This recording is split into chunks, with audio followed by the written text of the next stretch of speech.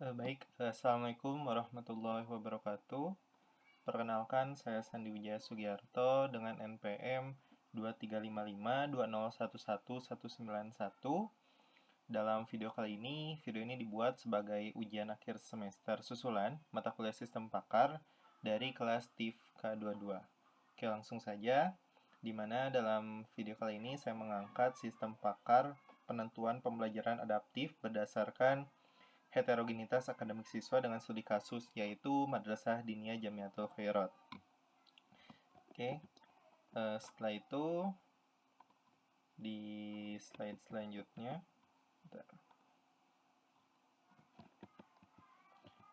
nah, di sini pertama-tama ada latar belakang atau realita lapangan apa saja yang menjadikan mengapa saya mengangkat topik ini. Pertama, di sini ada anomali terkait akademik di madrasah, di mana ekspektasinya ini dari jenjang yang lebih tinggi akan mencapai pemahaman lebih mudah. Jadi latar belakang ini merupakan studi kasus dari suatu kelas 4 dan 5 madrasah, di mana di kelas 4 5 itu terdiri dari sekolah formal yang berbeda-beda.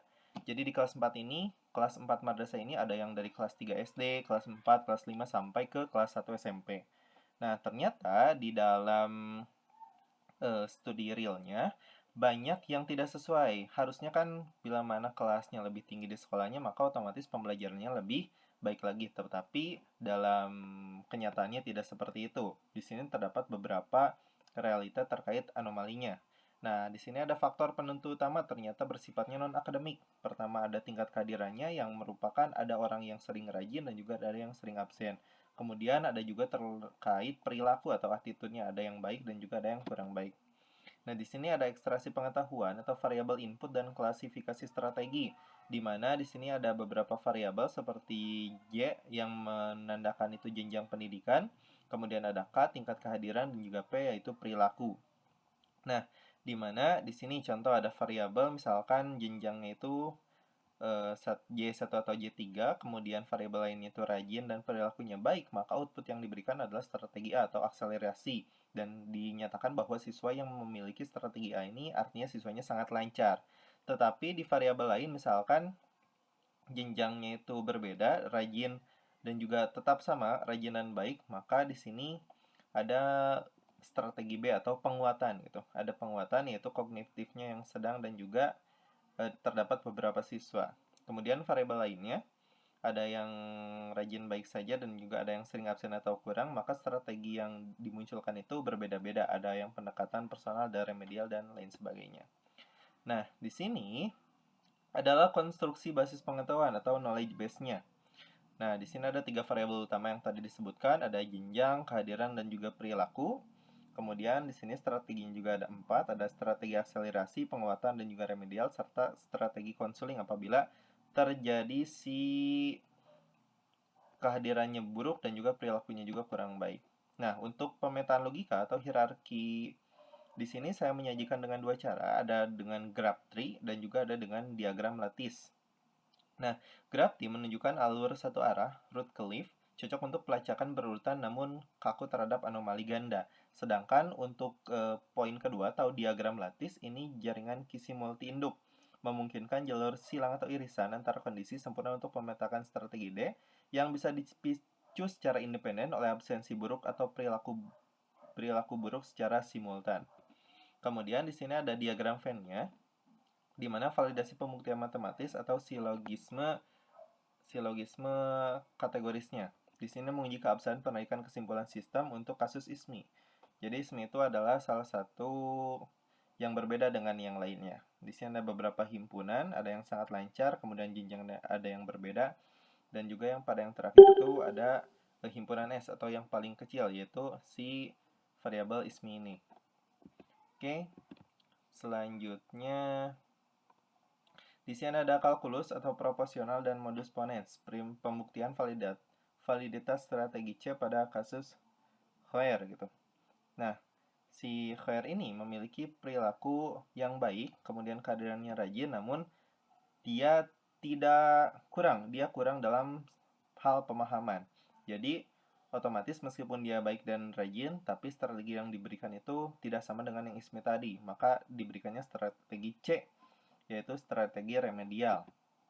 Kemudian di sini ada implementasi sistem atau terkait pemrograman CLIPS, di mana pemrograman CLIPS ini sama saja dengan pemrograman lain. Jadi nanti sistemnya ini akan memasukkan data siswa, kemudian memasukkan si variabel-variabel yang sudah ditanyakan tadi. Kita langsung coba saja mungkin ya.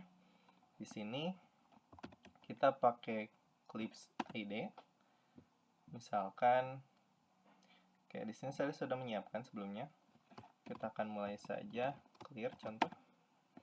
Di sini kita akan meload dulu direktorinya itu di mana. Di sini saya menyimpan di D pakar v2.clp.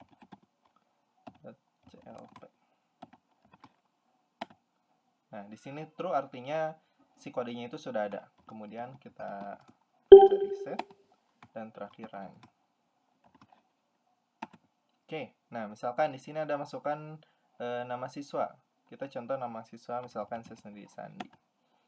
Nah, angkanya misalkan angka berapa? 4. Kehadirannya contoh rajin. Perilakunya misalkan baik.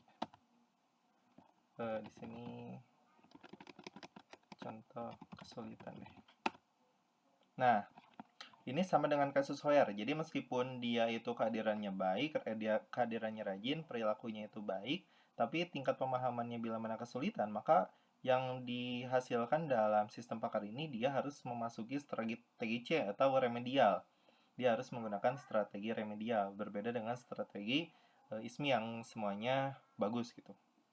Oke. Selanjutnya, di sini ada evaluasi masa depan atau penggunaan soft computing, di mana saya menerapkan sistem ANFIS, mempersiapkan prediksi skala besar untuk integrasi AI, misalkan kita kaitkan dengan yang lain, RPP generator contohnya. Mengapa dengan RPP generator? Karena ini salah satu yang nyambung gitu dengan si sistem yang saya angkat ini. Misalkan saat ini kan saya masih menggunakan rule base atau CLIPS. Nah, di masa depan ini bisa menggunakan ANFIS.